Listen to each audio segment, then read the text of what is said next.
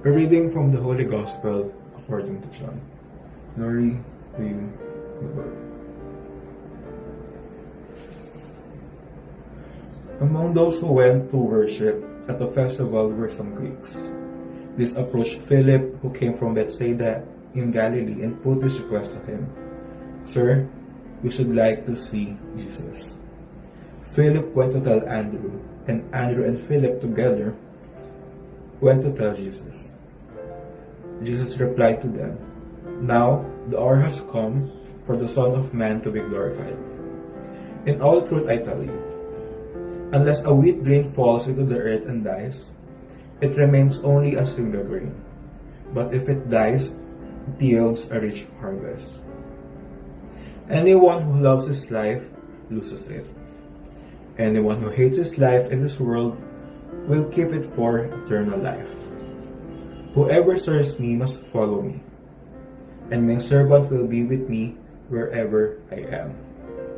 If anyone serves me, my Father will honor him.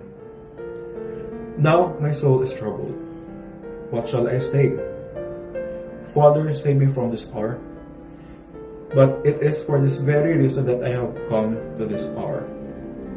Father, glorify your name." A voice came from heaven. "I have glorified it, and I will again glorify it." The crowd standing by, who heard this, said, "It was a clap of thunder."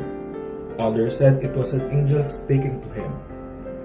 Jesus answered, "It was not for my sake that this voice came, but for yours. Now sentence is being passed on the world. Now the prince of this world is to be driven out. And when I am lifted up from the earth, I shall draw all the people to myself." By these words he indicated the kind of death he would die. This is the gospel of the Lord. Praise to your Lord Jesus Christ. With the COVID-19 pandemic, many lives were taken. Not just the lives of many strangers, but some of us may have lost a family member, a distant relative, or even a dear friend. We might be surrounded by death, but we should never fear it.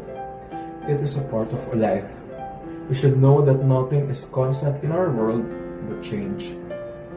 In the Gospel, it was stated that, "In all truth I tell you, unless a wheat grain falls into the earth and dies, it remains only a single grain, but if it dies, it yields a rich harvest."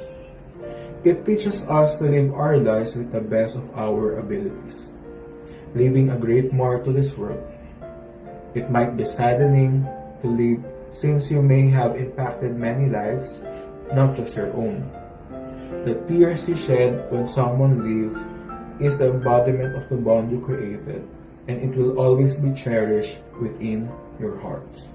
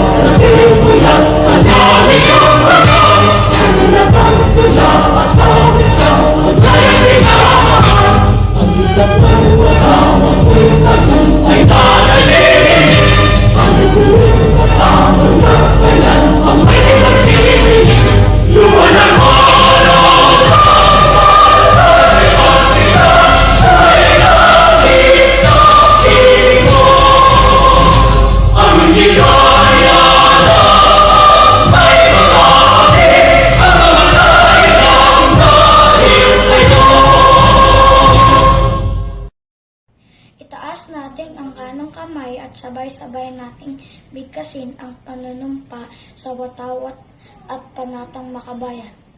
Ako ay Pilipino, buong katapatan na namanumpa sa watawat ng Pilipinas at sa bansang kanyang sinasagisag na may dangal, katarungan at kalayaan na kikilos ng sambayanang makadiyos, makatao, makakalikasan at makabansa. Iniibig ko ang Pilipinas, aking lupang sinanangan, tahanan ng aking lahi, ninikupap ako at tinutulungan, maging malakas, masipag at marangal. Dahil mahal ko ang Pilipinas, diringin ko ang payo ng aking mga magulang, susundin ko ang tuntunin ng paralan, tutuparin ang mga tungkulin ng mamamayang makabayan, naglilingkod, nag-aaral at nagdarasal ng buong katapatan. Ialay ko ang aking buhay, pangarap, pagsisikap sa bansang Pilipinas.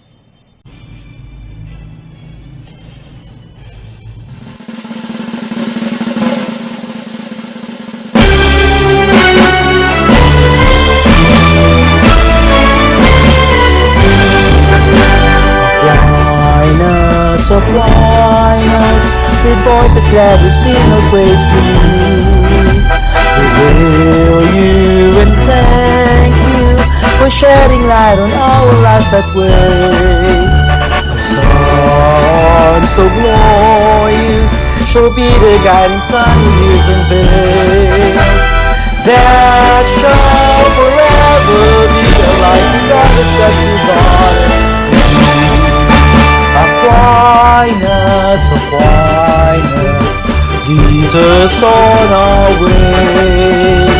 Be our ideal and keep us in the loving care. We're alma mater, we're loyal, brave and true. Once and forevermore, precious to you. Aquinas, lead us on our way. Be our ideal and keep us in the loving care. We're alma mater, we're loyal, brave and true.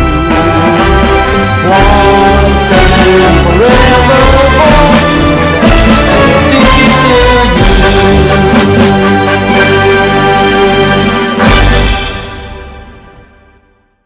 Now, let us recite the Aquinas School Students' Credo. We, the students of Aquinas School, commit ourselves to the ideals of our alma mater, our quest to become men of truth and compassion. We neither cheat nor tell lies. We preserve our environment by keeping our surroundings clean at all times. We remain humble and respectful to all members of the community. We observe peace and order by creating friends. We communicate with kindness and intelligence. We bring glory and honor to our nation and to our school. We pray constantly to the Mother of God in our search for truth. And we strive together for the ultimate realization of our vision.